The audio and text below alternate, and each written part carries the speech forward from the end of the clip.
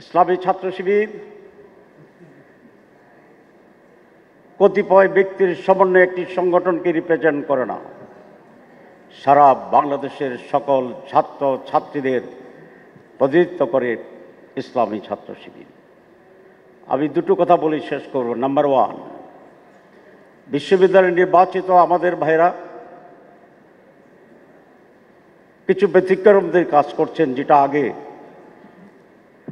ছাত্র ছাত্রীরা কখনো দেখতে পায়নি।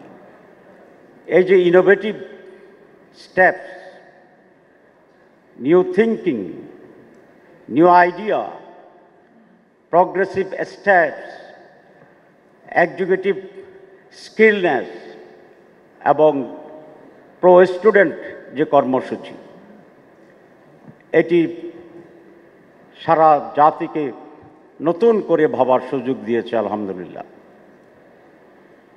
বিশ্ববিদ্যালয়ের ডালের ঘনত্ব নাকি বেড়েছে আমি শুনেছি। বিশ্ববিদ্যালয়ে টর্চার সেল বন্ধ হয়ে গিয়েছে। বিশ্ববিদ্যালয়ে গাঁজা মদের আড্ডা সেখানে এখন আর নেই।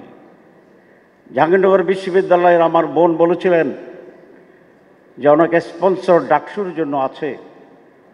হ্যাঁ, সে স্পন্সর দিয়ে বিল্ডিং হয়তো ডাকসু করতে পারবে, কিন্তু যে কাজটি ক্লিননেসের আছে, যেই কাজটি বিশ্ববিদ্যালয়ে ক্যান্টিনে নেগেটিভ আছে, এই সকল কাজগুলো সকলের জন্য মুক্ত আছে, সেদিকে আমাদের কনসেন্ট্রেট করতে হবে।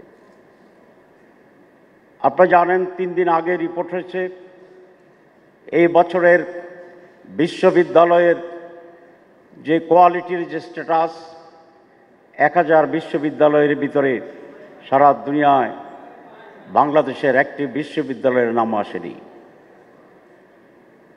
আজকে আপনাদের এই চ্যালেঞ্জকে গ্রহণ করতে হবে। একাডেমিক্যালি আমাদের বিশ্ববিদ্যালয় সমূহ কিভাবে বিশ্বের সাথে তাল মিলিয়ে কোয়ালিটেটিভলি এগিয়ে যেতে পারে, আপনারা নির্বাচিত প্রতিনিধিরা সেইভাবেও মনোযোগ দিয়ে নতুনভাবে সাজানোর জন্য উদ্যোগ গ্রহণ করবেন, এটি আমার একটি অনুরোধ। এবং ছাত্রছাত্রীরা সেটা চায়। শিবিরকে কেন ভোট দিয়েছে আমি জিজ্ঞাসা করেছি অনেককে। তারা বলেছে শিবির তার স্বীয় মহিমায় যে সমস্ত গুণাবলী আছে, ভদ্র আচরণ করা,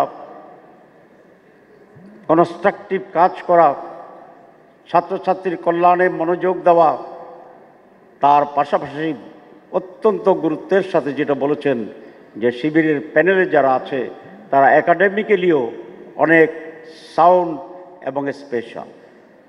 তাহলে বোঝা যায় যে আজকে বিশ্ববিদ্যালয়ের রাজনীতি 52-এর যে মেজাজ ছিল, 69-এর যে মেজাজ ছিল, আমাদের স্বৈরাচার বিধি 90-এর আন্দোলনের যে মেজাজ ছিল, সেখানে ছাত্রছাত্রীদের মনোভাবে একটি মৌলিক পরিবর্তন এসেছে। তখন রাস্তার বিপ্লবী চেতনাই ছিল তাদের মূল সম্বল।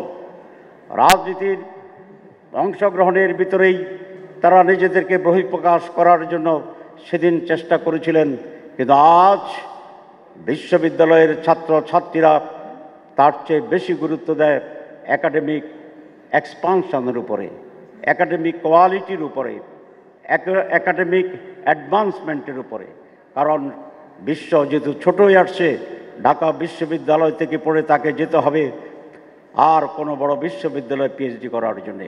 সুতরাং সেখানে স্লোগানে বিপ্লবী চেতনায় শুধুমাত্র সেখানে যাওয়ার সুযোগ নেই।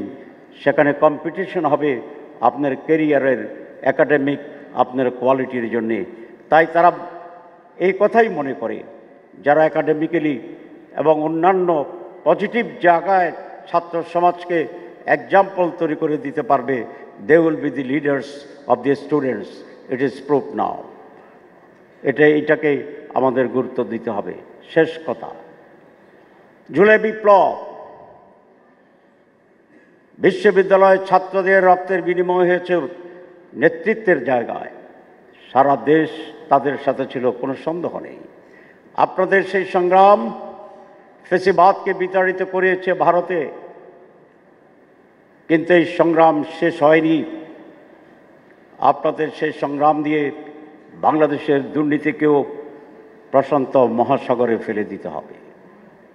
আপনাদের এই সংগ্রামের কন্টিনিউশন একটি সুস্থ গণতান্ত্রিক দেশ এবং রাষ্ট্র গঠনের জন্য এখনো যে লড়াই অব্যাহত আছে সেইটাকে এগিয়ে নিয়ে যাওয়ার জন্যই আপনাদের ভূমিকা নিতে হবে।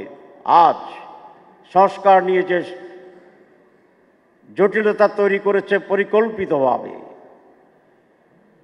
একটি সুষ্ঠু নির্বাচনের জন্য যেই পাটাতন কথা, সেইখানে সমস্যা তৈরি করা হচ্ছে যে ইচ্ছাকৃতভাবেই কোনো একটি অশুভ শক্তি এখনই এটাকে থামিয়ে দেওয়ার জন্যে সেই ডাকসু, রাকসু, জাকসু, চাকসু এবং ছাত্র সমাজকে আবার বড় ধরনের ভূমিকা নিয়ে এটাকে থামিয়ে দিতে হবে, স্তব্ধ করে দিতে হবে।